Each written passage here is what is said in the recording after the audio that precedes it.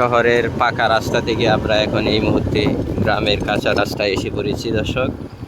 তো দেখতে পাচ্ছেন আমার সামনে দুইটা বাচ্চা বালু দিয়ে খেলতেছে। তো এই বালু দিয়ে খেলার দৃশ্যটা আমাদেরও ছোটোবেলা হয়েছিল, যে দৃশ্যটা মনোমুগ্ধ করছিল। তো আমরা এই মুহূর্তে যে এলাকাটাতে আছি এই এলাকাটা একেবারেই গ্রাম, মানে এখনও সড়ক যোগাযোগ ব্যবস্থাটা ভালো হয় নাই। ভবিষ্যতে ভালো হবে যদি আমরা এখানে বিয়ে করি। বিয়ে করলে শ্বশুরবাড়ির রাস্তা এটা, হয়তো বা শ্বশুর বাড়ির রাস্তা হিসাবে আমরা তাড়াতাড়ি কাজ করব।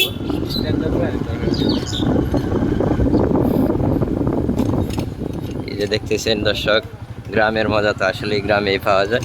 হাঁস, এরপরে দেখলো ছোটো ছোটো বাচ্চা যাদের হাঁটার মধ্যে একটা খেলাধুলার ভঙ্গি আছে। মুরব্বীকে দেখতে পাচ্ছেন, সে কিন্তু নতুন বইয়ের হাঁটার গতিতে আগাচ্ছে আমাদের দিকে।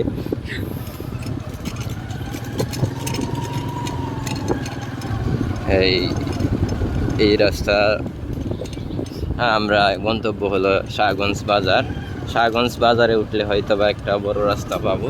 তো এটা কাঁচা রাস্তা। কাঁচা রাস্তা হলেও রাস্তার সিস্টেমটা অনেক সুন্দর।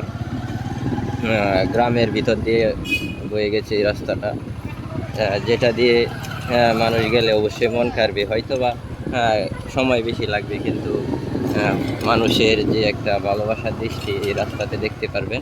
তো এই যে দেখতে পাচ্ছেন সামনে একটা বিশাল বড় পাথর। তো সামনে দেখতে পাচ্ছেন, মনে হয় আমরা গেটটা আরো কাটতে নেওয়া লাগতে পারে।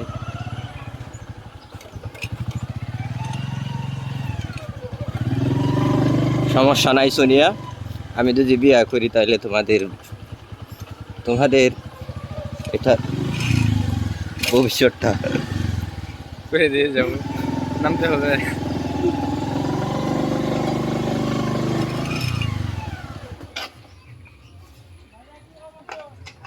কোনো সাধারণ রাস্তা নয় রে লাইলা।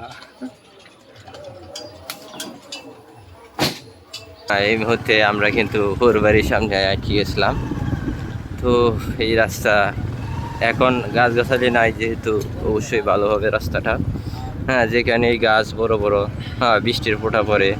আর শ্বশুর বাড়ি যেহেতু আমার, এই দেখতে পাচ্ছেন এখানে কিন্তু ভুলবশত একটা বিশাল বড় গর্তর মধ্যে পড়ে গেছে আমার গাড়িটা। তাকে কিন্তু আমি কষ্ট দিতে চাই না। ইদানিং দেখতেছি যে এই রাস্তা দিয়ে আসার প্রতি অনেক বিবাহ বিচ্ছেদ হইতেছে মনে হয়। মানে ওদের জন্য বিয়ে আর আমাদের জন্য বিচ্ছেদ। কারণটা হলো আমরা এখন পর্যন্ত কিন্তু সিঙ্গেল কমিটির সভাপতি হিসেবে আছি।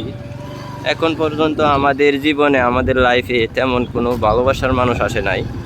তো আমরা এখন কোন বাজারে ঢুকতেছি?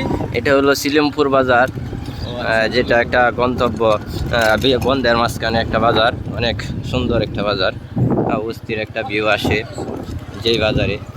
এখন বলতে পারেন যে ভাই আপনি এলাকার না, তাহলে এত কিছু চিনেন কেমনে? আমি আসলে আসার আগে প্রত্যেকটা জায়গার ম্যাপ আমি করে নেই আগেই। তো এই ম্যাপ অনুযায়ী আমি কিন্তু প্রত্যেকটা জায়গাতে যাই, যার ফলে কিন্তু এখানেও কিন্তু আমাকে কেউ চিনায় দিতে হয় নাই। আমি যাইতেছি বিশেষ করে আপনাদের দোয়াই এই এলাকাগুলা দেখাবো, যে এলাকাগুলা আসলে অনেক সুন্দর। মানে পরিবেশটা অনেক সুন্দর এই এলাকাতে। প্রচুর পরিমাণে বৃষ্টি হলে মানে প্রচুর পরিমাণে মাছ পাওয়া যায়। এখন দেখতেছেন যে শুকনা সিজন, শুকনা বলতে বৃষ্টি হয়ে গেছে, পানি চলে গেছে, মাছও কিন্তু চলে গেছে বৃষ্টির সাথে সাথে। একটা সময় ছিল বলে এই জায়গাতে অনেক মাছ ধরতে পারতো। তো এই মুহূর্তে আমরা কিছুক্ষণ সময় বিরতি নিব, কারণ এইখানে কোনো বাড়ি ঘর নাই, বিশেষ করে একটা যেখানে আমরা আরে না হেন ভেড়া বাড়িগুলো